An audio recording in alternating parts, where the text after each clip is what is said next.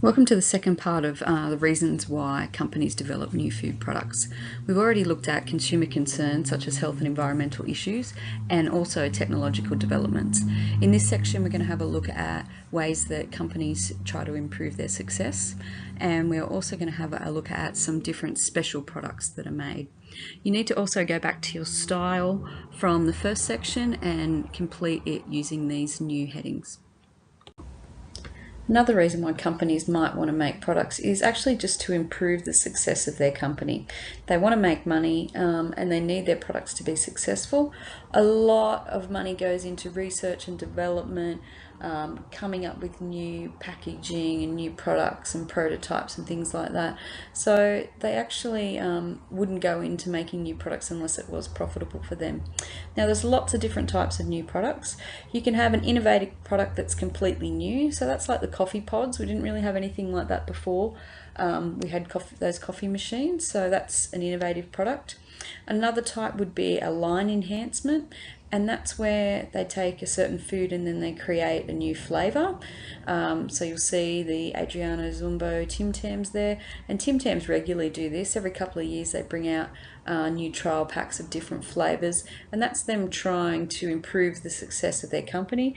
Tim Tams already a very well-known brand. It obviously sells well because there's a big space for it in the shopping centres, in the supermarkets, but they actually want to keep people thinking about Tim Tams, so they keep creating new flavours. Another line enhancement might be a change in nutrition, so things we talked about, like say Smith's crisps. They make some chips, and then what they decide to do is change them to make them more healthier. Another type of innovation is called copycat, and that's just what the word says. It's where there's a product on the market, but companies come in and they actually just straight out copy it to try and make some more money and improve their success. Companies also like to improve their brand loyalty. So what we're talking about there, and you'll see we've got Dairy Farmers milk there as an example. So say Dairy Farmers decided just to sell their milk in 1 litre bottles. So that's fine. That might suit single person households, but in families and things, they actually want to have larger servings available. So then they're up to 2 litres. 2 litres obviously wasn't enough. People were stopping to buy milk more and more. So then they up it to 3 litres. Or you have the small 600ml bottles where people might have them just to have their coffee at work or something. Then you have UHT varieties. Some people like to keep a whole stack of milk in their cupboards at home. So what dairy farmers have done, have tried to enhance their brand loyalty by making their product available in lots of different sizes. It also helps to keep a wide variety of people using their products. A special type of new product are foods that have been adapted to suit special needs, and by that I mean the things that are listed here, like Defence Force ration packs, camping supplies, space foods, medical foods and airline foods. So these are foods, it might be already an existing product, but it doesn't actually suit to take camping. So what they'll do is maybe dehydrate it or put it into a pouch rather than a can to decrease the heaviness of it.